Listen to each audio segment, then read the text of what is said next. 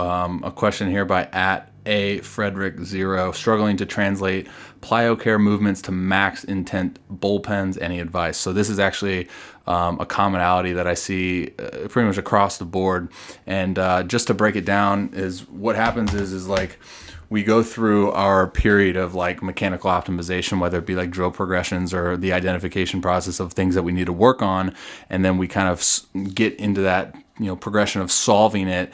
And then what we do, and I've been guilty of this as well, is we spend little amount of time on, say, like, correcting whatever it may be. So for example, he's, maybe in his Plyocare movements, he's really working on like if efficient drive leg mechanics, and there's specific cues that he's thinking about.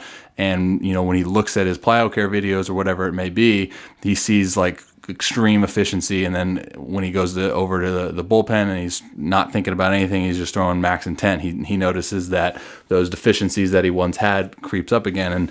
And what I look at is, it's really difficult because old patterns and the way that our body moves and has been told to move a certain way for a long period of time, it will always be there. It's like will always carry over. That's why, for those of you guys who checked out my last article on correcting an inefficient arm path, you saw that the client that I was working with, we found windows of opportunity, and really good windows of opportunity of like, we see the light at the end of the tunnel, essentially. Like we're correcting that inefficiency, and we're getting there. And then you start like telling yourself like, oh man, I'm almost there, I'm close. Like, okay, now we're just gonna not do the specific things that we were doing to get to that point.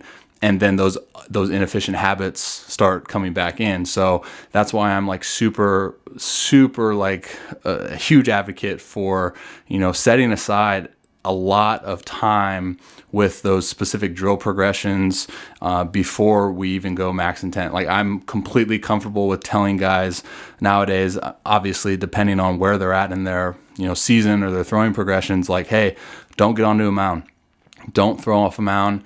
Like that's why I love when people reach out to me to work with me as an online client, and they say, hey, I don't have to be, game ready for 3 months. And it's like, great, dude, like that's perfect opportunity, because now we actually can set aside all the time that we need for those, specific like drill progressions, whatever it may be. So the advice that I would give is, going back to the question, is like, depending on where you're at in your season, that's going to be one of those things that you need to do more intentional repetitions of, right? So like you need to do more Plyocare work, you need to do more dry work than you do max intent bullpens, because your body and your brain just haven't quite downloaded those patterns and pretty much replaced them with the old patterns. That's why you're seeing that those old patterns are starting to creep back up when you stop thinking about the movements and whatnot. So if you're in the season and you don't have the ability to set aside all of that time,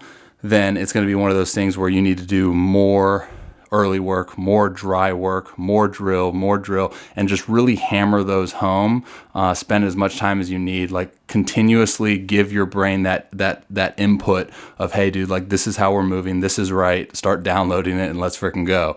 But I know how complicated that is, especially during a season when you're trying to make these drastic like mechanical adjustments and you're having to go out there and compete so many times a week. So hopefully that makes sense, but really good question. I see it a lot. I do it myself, but try not to overanalyze it too much, because that can be a very slippery slope. But really good question, and hopefully you got something from that.